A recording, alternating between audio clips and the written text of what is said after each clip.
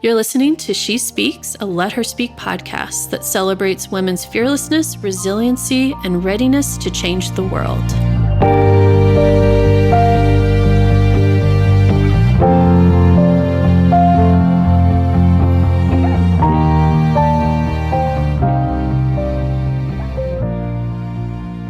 Welcome back, everyone, to the She Speaks podcast. This is Catherine Porth, the founder of Let Her Speak, in case this is your first time joining us. In this episode, we are going to be hearing from Rachel Baker and Leslie Batchelor. And Rachel is a graduate of our Aspiring Leader cohort of the Let Her Lead program and has been on an amazing journey that I know a lot of you listening will find so much inspiration and motivation from. Rachel, when we first started the program, she came to me, and actually she'll tell you this story herself, about the fact that she felt like she did not belong and that she was out of her element. Every woman was way more advanced than her, and somehow Gina and I had made a mistake in accepting her into this program. But what you'll also hear is the evolution of her embracing that she did belong there, which Gina and I can fully vouch that we did not make a mistake. We absolutely wanted Rachel in this program. And we're so glad that by the end of everything, Rachel has really fully embraced the fact that she is a leader, she is a woman on fire, and that there's so much that she has to give and so much potential, which admittedly Gina and I both saw in her and in her application. She'll be talking with her mentor, Leslie, and they're going to be going through a lot of the hard things, a lot of these evolution questions that a lot of us all go through on our leadership journey, from going from thinking that we need somebody to tell us the steps to get to where we want to go to, that somebody else that's more advanced than us, that has more experience than us, must have all the answers, and that we just need to listen and have them give us the answers to our biggest questions because we don't know enough to be able to give ourselves that answer, to owning up to your strengths and defying imposter syndrome. And one of the big topics, too, is understanding that you have inherent worth and that it comes from the inside, not from external validation. So let's listen in as Rachel and Leslie talk about Rachel's leadership journey.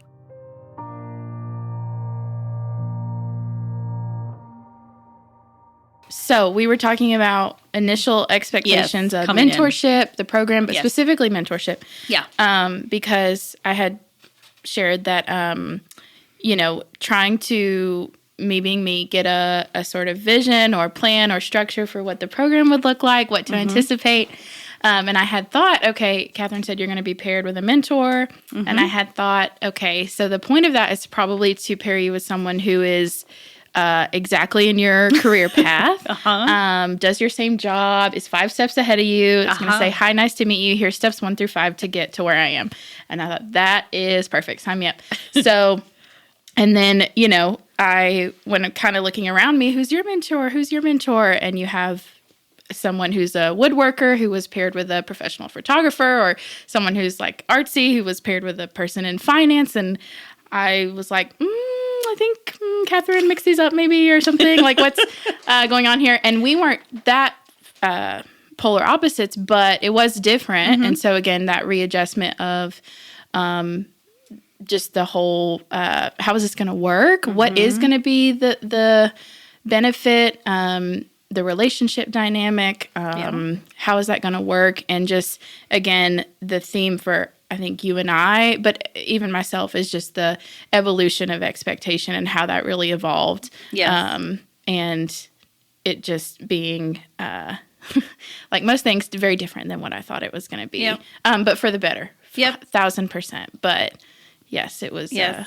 I remember just a funny discovery. So. The phrase, need a clear-cut path, need a clear-cut path. I remember that phrase was a lot. No clue what you're talking about. Tell me the steps.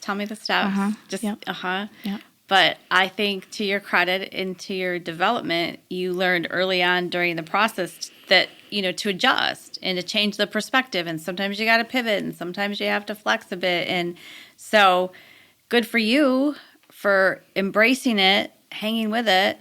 And it wasn't exactly what you expected. Turns out it was better. That happens a lot in life. And you learned a lot about just sometimes step one in leadership is just learning to be flexible. Yes. And I also remember, because we've spent some time too during our meetings, and this theme comes up all the time in other mentor circles and other women's leadership things I get involved in. But I also remember you making me laugh because you're like, I'm pretty sure I shouldn't be here. I don't know how I made it in. Honestly. And Yes. that is that darn imposter syndrome that we all deal with. And we talked a lot about that as well. Yes. And I mean, I said this before, but this is true. This is not a joke. This is not drama, which I can, tap into sometimes. But this is for real. I left the social night one, called a friend and said, they made a mistake. It turns out there was this point system if you went to these meetings, and I didn't even go to those meetings. So obviously, these women around me are insane. I mean, in a sense of out of my league. I couldn't even catch their coattails. So I'm going to either tell them they made a mistake or just withdraw my spot. That was the first thing I think out of my mouth, meeting you hi, I'm Rachel. I want you to know I'm not supposed to be here. So just want to put that out there before we get started. And again, that evolution of, as well, and I talk about it in my speech, but just the how ownership. did you get there from I'm not even supposed to be here till you finished so strong in the end? You knew so much about yourself.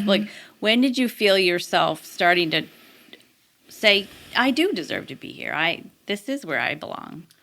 Well, I love how Catherine structured the program, and I know that was so intentional, just like every part of it. But step one being, or not step one, excuse me, module one, there was 3 sort of overarching themes of getting to know yourself, and then developing these skills, and then ultimately ending in wealth and finances, and just again how important every aspect of that was. But that self work, because again, it's so funny, my expectation versus reality coming into something like that, of initially being oh, I'm the queen of vulnerability. I got this. This is, I just, we'll just share all these things and it'll be really great. And then it was this grueling therapy in this different way. That was just so, it was a lot of work, and not that I didn't think it was going to take effort, but it was work in such a different way. And so getting to know myself, getting to know how I react and respond to things, getting to know how you want, just changing that perspective, on yourself of self-talk, and learning. We did a whole week on teaching other people how to talk about you, and just those sort of skills and introspection and leadership and guidance. And no matter how many times I'm hey, if you could just tell me what to do, that would be so great. And her always saying, I'm not going to do that, so you will figure it out. And ultimately, just looking inward and reclaiming those, and finding, being able to name the things that I'm passionate about and that I'm good at. I used to not really accept a lot of compliments or, again, ownership of those skills, but just the way we got to go through that process truly of looking inward, writing it down, sharing it with others, practicing this, reframing it in this way. It was just, in summary, it was just a combination of so much work, looking inward, and of course, knowing from the beginning that we were going to be reflecting and preparing to look at our legacy, as someone who does want sort of a end goal or thing to aim for, really helped me sort of find my way through that, and know what I want for my daughter and the women that come after me. So I remember another topic we discussed a couple times early on was, and this is very common among lots of women. So, the need to feel your worth through external validation. Do you think that hard work that you had to do to know yourself and name your strengths and get to know what you claim as, your skills, do you think that helped you get to a spot where you don't need so much external validation to feel good about yourself? Yes, and again, in that introspective work, I know that for example, we didn't necessarily do this activity in the program, but knowing that like words of affirmation is my number one love language, for example. So I do know that I value that. And it is helpful to me, but I don't have to require it to make a decision or a good decision or for someone to make that decision for me or to know that about me. I don't require it, you know what I mean, as much as I did. And I talk about that too of like I literally required like I need water and air to breathe. Like I need you to tell me like what the next step is. I am incapable of that. I am paralyzed without it. And so I no longer require that. I now appreciate it and will take it. And I think that will always be a part of me, just like in my cellular makeup. Like I value that and I'll never turn down a nice compliment or something, but or input maybe. I value others' input, but I can trust myself and I can take step one, in that way on my own. I think also what you just said about now I know me so well and I've learned what my skill set and what I'm confident and good at. I think that also helped relieve the thing you had early on of as soon as I get this title with these special words in them, then I'll have made my place and I'll know my worth. And like, that's my mark is I need to have this attached to my name. Yes. And then I found through the sessions, you sort of abandoned that concept as well. Yes. And that was, we talked about that for weeks. Like, each session, of course, has a prompt related to whatever module we're on. But that was something we just kept going back to naturally because I was so trapped in that like quicksand, like could not like get out of it. Yeah. And, you talked a lot about like, well, give yourself the title you want. It doesn't have to be given to you by this superior above you next on the hierarchy chain. Like it doesn't have to be this way. These are the things you do. These are the things you're good at. And this is how we're going to say you've arrived. It doesn't have to be, I remember specifically us talking about how it doesn't have to be like, I can't think of the verb I want to use, but like, bestowed upon you or something, you know what I mean? Yeah. Where I was just like, again, this just authority complex that I've struggled with forever of like the person with this title or again, this many steps ahead of me automatically inherently knows better than me. Just by right. Is more talented than me. They don't have to be, but just because they hold that thing. Absolutely. Yes. And we just broke that down. And in turn broke down that thing in me again that was so stuck on that. And I think was debilitating. Yeah. And I think it held you back. For sure. Like so much. So we talked about that a lot, but it was all necessary, I think it was great work, and I think that's where you really grew and developed. Yeah. Was just kind of freeing yourself of that confine of thinking that if I don't have this, then I'm not there. Yes. And another thing I know we talked a little bit about too was on the topic of evolution of expectations.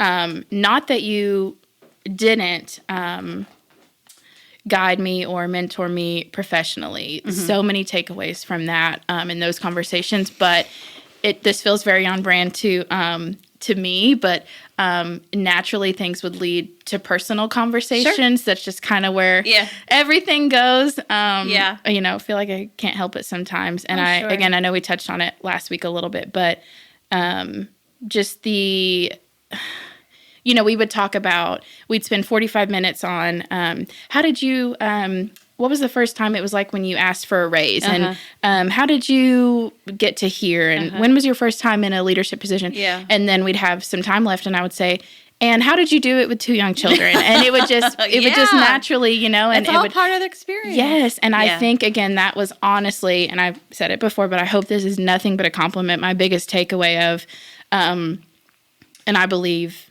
everything down to super small, silly, simple details happens very on purpose. I just believe that for the whole makeup of my life. And I think that was mine for you in that super on purpose pairing. If for nothing else, there were many other things, but if for nothing else, just like, here's this woman who did the things I want to do with these young children.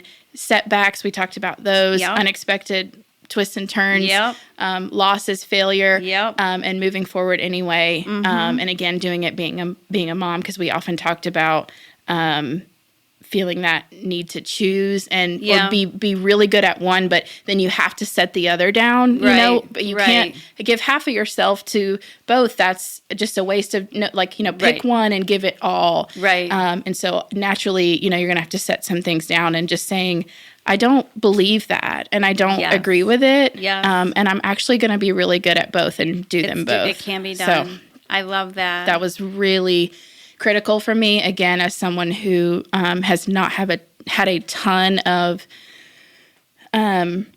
female role models or mentors who I've had a lot of people pour into my life. But in that way of here's exactly, that's really funny. The first thing we said of in this conversation of thinking that it was supposed to be someone who is exactly 5 steps ahead of you, and we may not have the same job, but you are in a way steps ahead of me with being a working and the woman I want to be and where I want to be. So that's kind of feels full circle. So that is pretty cool, and I think that all women and younger women, when I see them coming up, there's so much pressure if you're going to both have a career and have a child, and I feel it makes me sad that women carry that burden, but you'll never hear a male described as a working dad. And I just don't think they have those internal conflicts the way women do. And I don't think a man who has children and goes to work full time for the next 30 years, zero judgment. That's no one blinks an eye. But if you do that as a mother, it's, shouldn't you be home? And then if you're home, you're judged for, why don't you have a career? Is all you do is stay home? And I think there's room in the world for all of it. Both types, all career paths, all types of journeys. You can be home full time for a while. You can go have a career. You can step back. And then you can change your mind. You're allowed. Or do it again. Yes. And everybody has choices, and we all should be allowed those choices with zero judgment and zero pressure on ourselves. Yeah, that's so funny. That's just no, that's not even a term. Working dad. No, that's not even. No one calls a man a working dad. Guilt. Have you heard of mom guilt? There's no dad guilt. No, that's so funny. Yeah. My the first year actually that my daughter was born, my husband stayed home with her, and at the time he was 4. Now he's 6 and she's 2. But she's a newborn and he's 4, and he stayed home for the first full year. Not super on purpose. We abruptly lost childcare, and then we kind of looked at each other, and he said, well, no question, I'm staying home. We just knew each other and our gifts. And he just, so that was 2 years ago. He just told me for the first time this week, this story actually, that he was at the grocery store, pushing them both in the cart, and some, older person said, oh, well, where's mom? Why is mom not with the kids? And he said, she's off making us some money. And they were like, what? Didn't really, they were kind of just, were that they wasn't, aghast? Yeah, they were like, that does not compute. Okay, bye. Sorry I asked that. So it's just funny. And I've loved getting to, because again, I'm working through that with a lot of my friends and peers at this lateral level where we've linked arms. But I just really don't have a lot of personal people in my corner who are a little bit ahead. Here's how I got, your kiddos are in their early 20s, right? Yep. Yes. And so I'm 2 and 6. And it also felt very only validating, not anything other than validating. But you said, and how old are your kids when we first, and I said 2 and 6, and you said, it was just that. And I was still in the dirt. That's right. Still in the dirt. Yep. So, and just like I see you, and here I am on the other side. And that just was so perfect. for me and the place I'm at and the way I needed to see through the weeds. That's and good. So yeah, Well, it should be the norm and not the exception. So hopefully someday we'll all get there. I know. I agree. What other themes or modules resonated with you, or what were ones that weren't as... Oh, yes. So also speaking of validation, I loved too when we got to the finance module, which was my least favorite. Yes. I think we're all aware of that. Yep. No, I didn't think because I avoid that. So I didn't really want to talk about it or dig deep into it. And just sharing that with you of I truly don't. I mean, it's hard to pick a starting thought, but we just explored so many different aspects of finances and wealth. And I mean, she could have done the whole 12 weeks on it, I mean, or a year. It's there's a lot to get into, but the ways that we explored that and learned about it. And just, I know a lot of the girls or women in my cohort and in the other ones, their eye on the prize is incredible financial success. And I love that for them. And I think that's the whole point, is that to root each other on, no matter if we're in different lanes or spaces or what have you, but feeling a little, I guess insecure maybe, like, would you say, like, that I was like, you were uncomfortable. Yeah. And I'm like, I'm in nonprofit, and not saying that, not to limit myself or put myself in a box, but I prefer to, label it like a realistic outlook. And I'm like, I'm not, in this, for like the big bucks, but I do want to sort of, regardless of my end goal for that, I do need to look at it where I am now and make a plan and dig a little deeper and be a little wiser. But it was just really validating to have those conversations with you as well, of like, I mean, you remember? I do. I wrote down some of your comments for that one. Oh, yeah.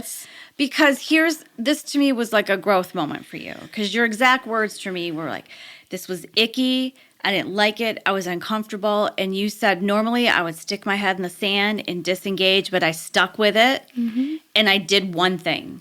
I did. And I was really proud of myself. And that to me was, hey, whatever the one thing was, you said, I'm going to dig in. I'm going to stay here. Yes. I don't like it all, but I took one thing that they said to do it, and I did it. And I thought that was a huge moment for you, because everybody wants to turn away from the thing that makes them uncomfortable. Yes, I was just going to say, I'm sure there were other girls who, like the introspective, feelingsy modules, I mean, I'm just eating that up like with a spoon. Sure. And they're probably dying in their chair. And then finances, they're like, let's go. This is my thing. And that's where I'm wanting to evaporate. So yes, that was big for me too. I mean, this is also not a joke. My dad endearingly, growing up, used to refer to me as an ostrich, because they stick their head in the sand, you know? He's like, that's just what you do. You're like, oh, I'm out. And yes, and I wanted to. I told Catherine and the whole group this. She gave us a homework assignment one week, and I said, I'm just going to bluff and say I did it and not did it. I mean, truly. Yeah. But I was like, it is a disservice to me, to Catherine, to these women. I have to do it. Rachel, you can't, and again, it doesn't have to be, I don't have to go, invest in something or open some account. With it. But yes, I took a step, and that felt good. Huge. And I went in and told the girls, I was like, hey, like, silence, like, everyone, I need to share something really big with you. Like, I downloaded an app, and it was just like, like I had won an Oscar or something, but it felt that way. It was, and that's what I love too. They were all, I mean, they were championing me like I had won an Oscar or whatever. Yeah. So that was just, I think it's been a lot, but good. And growth, a lot of growth. Yes, which I also resist pretty naturally too. So, well, sometimes it's uncomfortable. Mm-hmm. Sometimes it hurts. Mm-hmm. Yeah, my comfort zone is my favorite place. So, for many of us. Mm-hmm. But I think watching you through the whole journey and seeing you kind of have your aha moments and let go of certain expectations, but embrace others. Mm-hmm. You probably don't remember this one either, but I wrote it down. One of our last few sessions, you said you came across a quote and it resonated with you. And I thought that it perfectly described how you went through this. So I wrote that one down. Ooh. And the quote you said that caught you and touched you was, "The old me whispered maybe, and the new me shouted yes." Oh, yes. I forgot about that. I'm so glad you wrote that down. Yes, I thought that was you. So, I think that could summarize the whole thing. Yes. Like, Yes. yes. Yeah. And it's, again, I talk about it in my legacy as well, but feeling like, yeah, like we notice you, but I mean, you're not like, it's not anything of not importance, but,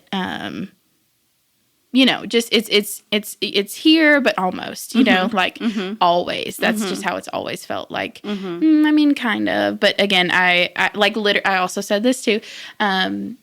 Maybe first or second week, I also shared with my cohort that anecdote of calling a friend in the car, like, "Oh my gosh, this is so embarrassing for me. They made a mistake. I'm not supposed to be here." And I remember telling them after sharing that with them, because even it's just funny too, like, "Hi, I've never met you. I'm going to, just share this thing with you." But just saying also, I was like, "Hey, you all know that Alicia Keys song, 'This Girl Is on Fire'?" And I said, "Y'all are on fire. By proxy, I'm just going to kind of inhale some fumes and like get some greatness via osmosis. But like, I'm not on fire." So No. it is so not that anymore. And, and what a gift that has been. So I would say you've arrived. Yeah, I think so. I had the opportunity to hear your legacy speech, so I got a preview, which I was super mad at you because you made me cry. I have that effect. But the thing that struck me about it mostly was that with or without trying, you found a way to pull on everything through the entire program and tie it all together and put it in this beautifully packaged bow with a bow on top. Whether that was on purpose or not, that Nope. It struck me that almost like every meeting we've had led you to that legacy speech. And without, I know you're going to read it and all the details are in it, but take a minute now, even if you didn't realize it before. How did your evolution in the program of starting where you didn't even think you were supposed to be here to finishing strong and realizing that you are on fire? How did that all come together for you as you evolved and come together in your legacy speech? That's a great loaded question. I think,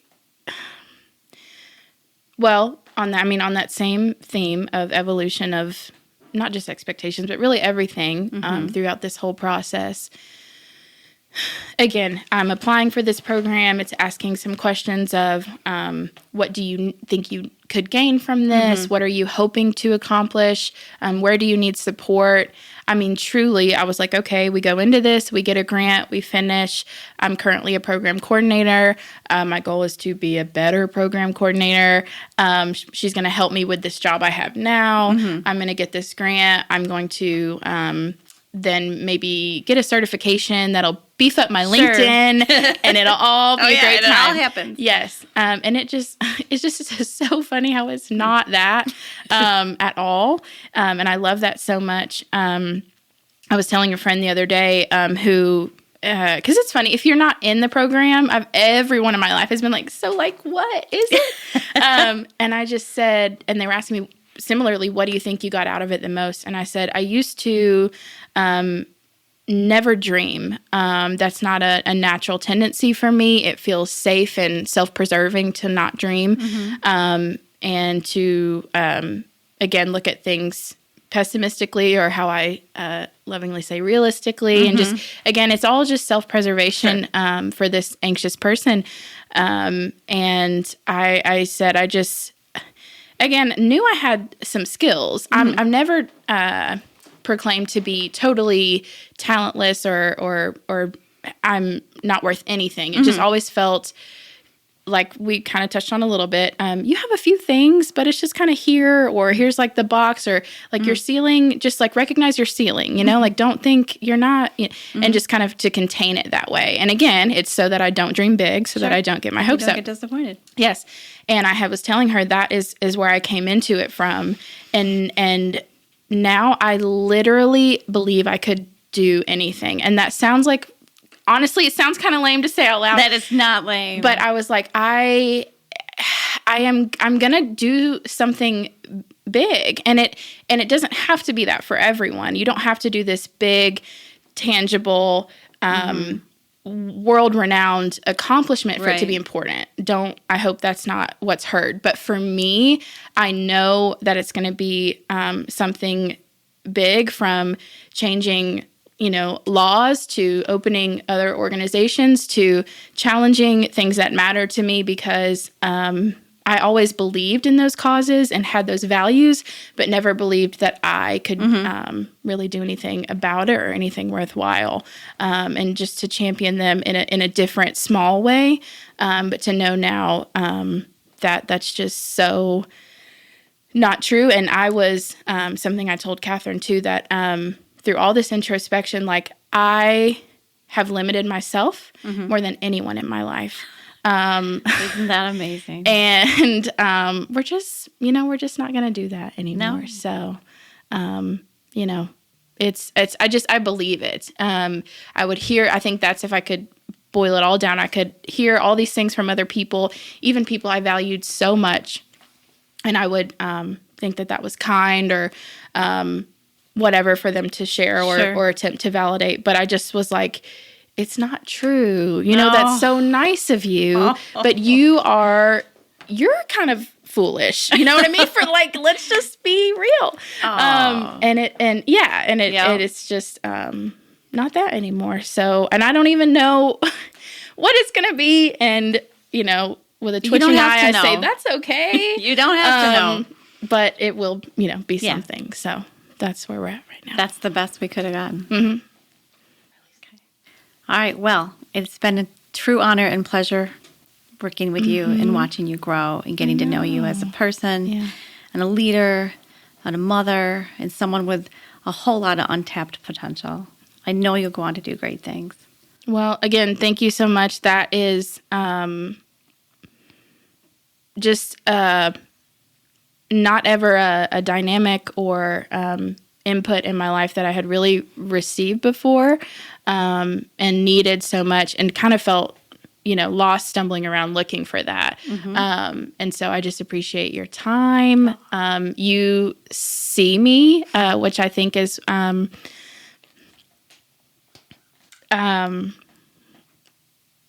something I value a lot. And I really try to do for others, is to not just be fleeting or insincere, but like, I really see you. And I think that speaks to who you are too, because we did that all through a Zoom screen. I know. So it just, was meant to be. And I'm really grateful. So thank you. Welcome. Yeah.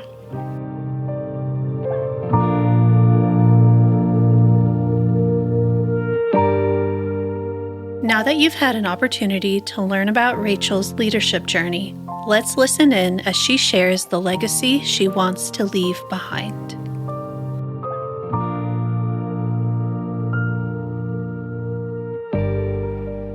Mother was comfort. Mother was home.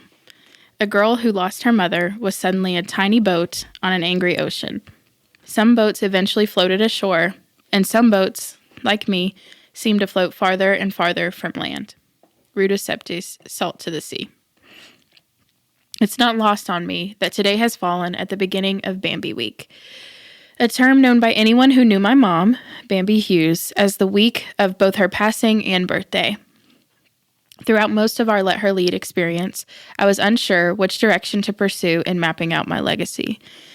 But it all came into focus as soon as I found out the date this program was set to culminate was the same exact time of year I annually honor my mom, the woman whose legacy first set mine into motion.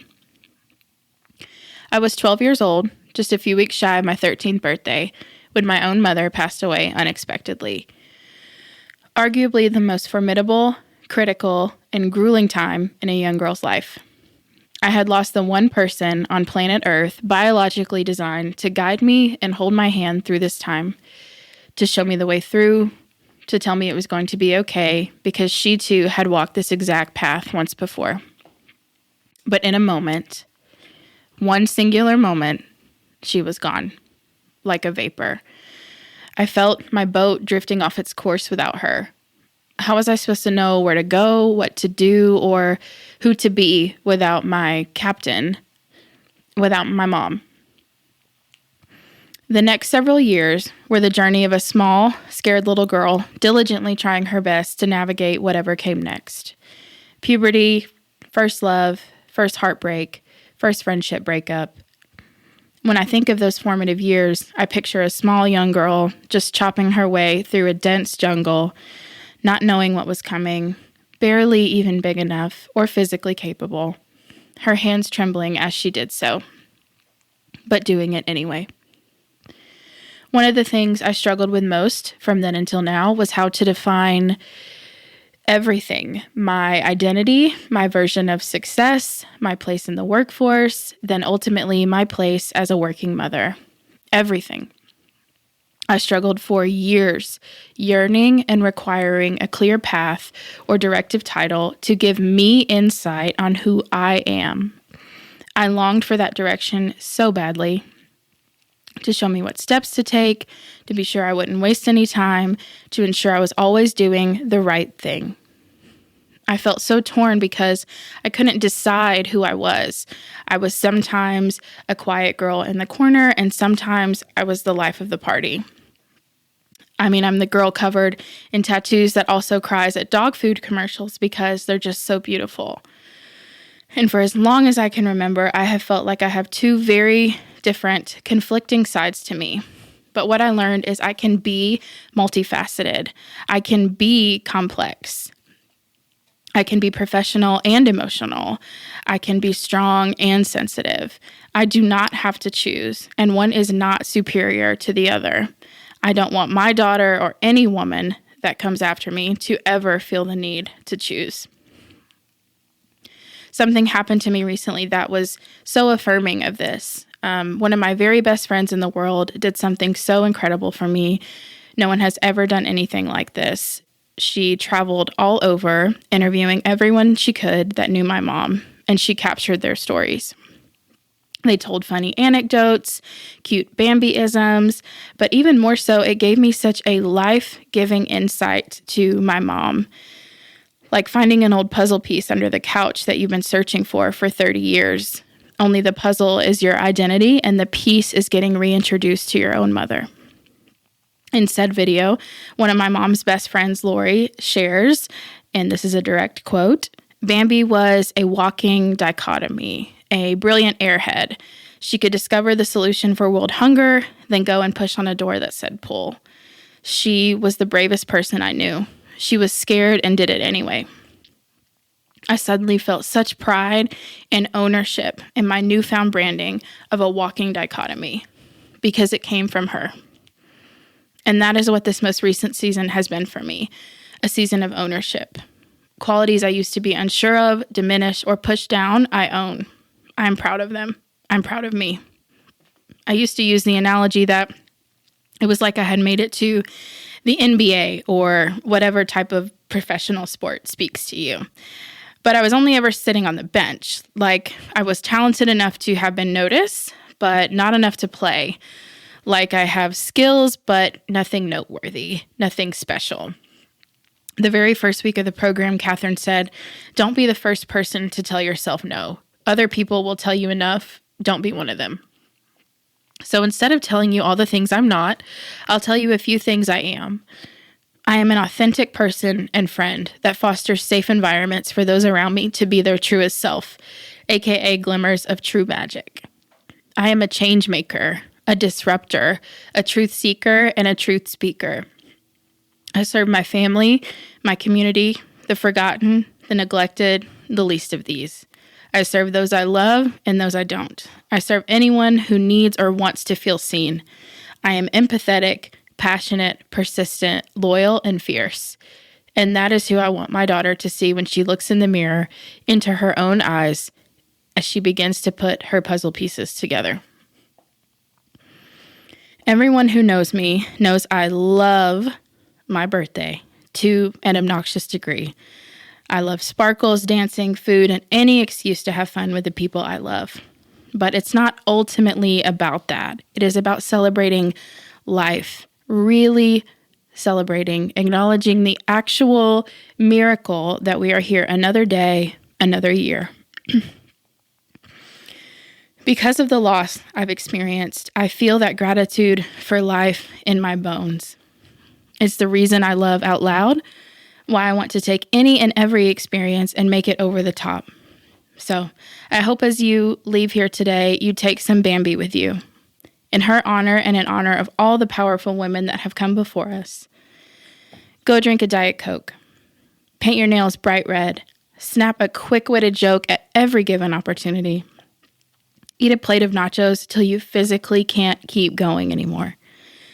Sing NSYNC in the car at the top of your lungs with your daughter or best friend. I also hope you'll take some Rachel with you. I hope you cheer your friends on so hard. I hope you gasp loudly and clap aggressively when you hear a great story. I hope you are unapologetically you. I hope you speak truth and push back against injustice every time you see it. I hope you do the right thing even when it's hard. I hope you bring glittery joy to every room you enter, because I do, and I'm going to change the world, even if it's just my own.